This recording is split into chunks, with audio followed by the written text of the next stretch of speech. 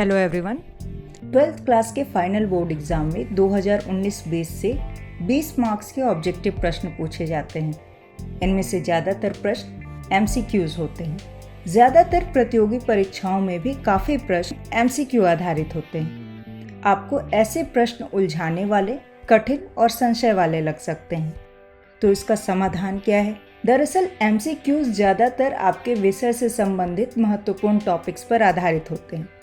आपको सिर्फ कुछ MCQs की लगातार प्रैक्टिस करनी है और उनसे संबंधित टॉपिक के बेसिक आइडियाज़ को समझना है। इससे आपका दिमाग किसी भी तरह के प्रश्न को पूरे विश्वास और बिना संशय के आसानी से सॉल्व करने में सक्षम हो जाएगा। तो आपके लिए एक अच्छी खबर है, हमारी टीम NCERT किताबों के MCQs की एक सीरीज शुरू कर रही है। आपको सिर्फ इन्हें सॉल्व करना है।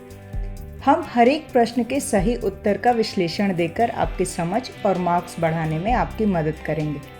तो आज हम डिस्कस करने जा रहे हैं क्लास 12th हिस्ट्री की NCERT बुक पार्ट 1 के फर्स्ट चैप्टर ईंट, मनके तथा अस्थियां से 5 महत्वपूर्ण MCQs या बहुविकल्पी प्रश्न। ये प्रश्न हड़प्पा सभ्यता के जिस टॉपिक पर आधारित है उसका नाम है मोहरें, लिपि तथा बाट। तो चलिए शुरुआत करते हैं।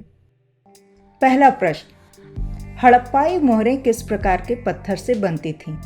ऑप्शंस हैं A शंख, B सेलखड़ी, C कार्नेलियन तथा D चर्ट। इस प्रश्न का सही उत्तर है ऑप्शन B सेलखड़ी।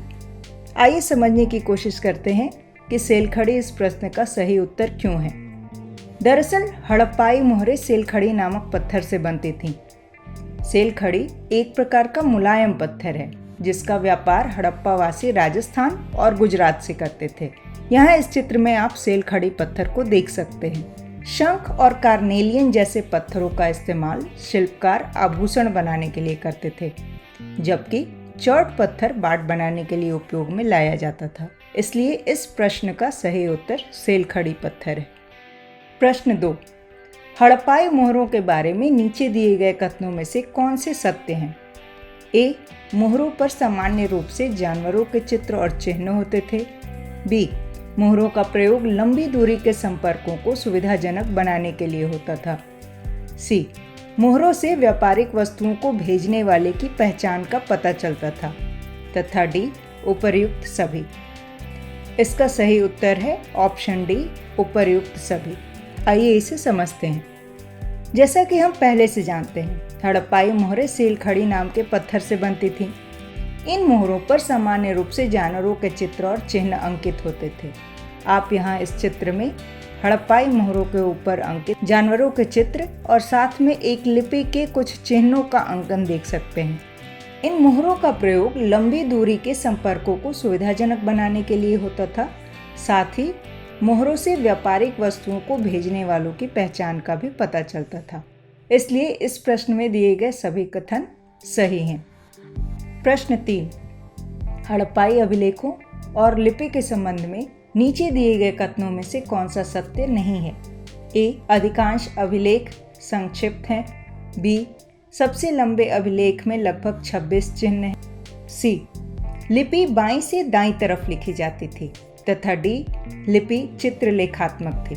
इस प्रश्न का सही उत्तर है ऑप्शन C लिपि बाईं से दाईं तरफ लिखी जाती थी। ध्यान ये रखना है कि इस संदर्भ में ये कथन सत्य नहीं है।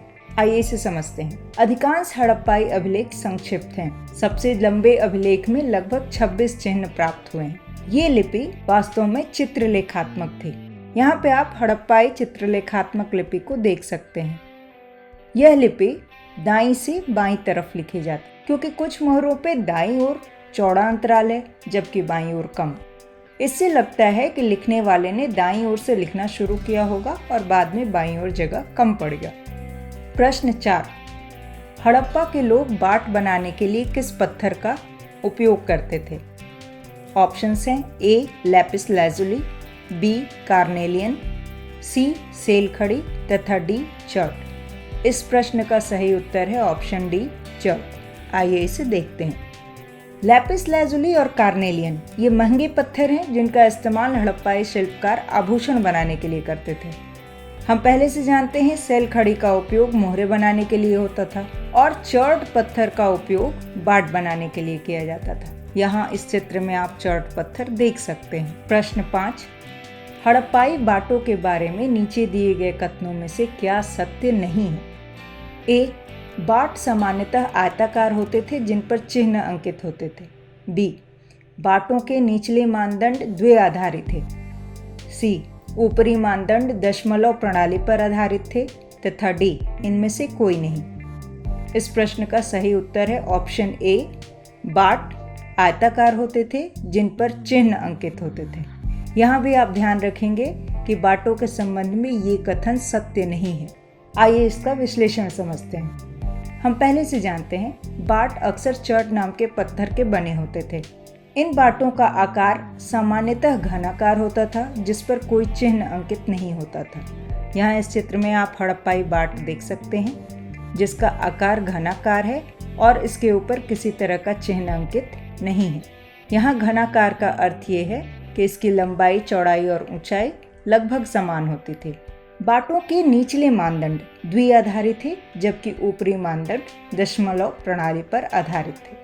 तो ये 5 महत्वपूर्ण प्रश्न थे जिनके बारे में हमने उसके सही उत्तर की व्याख्या के साथ समझने की कोशिश की। मुझे उम्मीद है कि इससे आप सबको इन प्रश्नों और इससे संबंधित विषय को समझने में सहायता मिली होगी। आप सभी इन प्रश्नों का अभ्यास करते रहिए ताकि आपके लिए इन प्रश्नों को सुलझाना और एग्जाम में स्कोर करना बिल्कुल आसान हो जाए। आपके लिए एक अभ्यास प्रश्न भी है जिसका सही उत्तर आप कमेंट में बता सकते हैं। तो प्रश्न है, हड़प्पा के लोग सेल खड़ी पत्थर का व्यापार किस स्थान से करते थे? ऑप्शंस हैं ए, अफगानिस्तान, बी, राजस्थान, सी, ओमान तथा डी, गुजरात। आपको इसमें से सही कोट पहचान कर ये बताना है कि कौन कौन से विकल्प सही हैं। जल्द ही दूसरे महत्वपूर्ण टॉपिक पर ऐसे ही प्रश्नों के साथ मैं फिर आऊँगी। तब तक के लिए धन्यवाद। लाइक, शेयर और सब्सक्राइब करना न भूलें।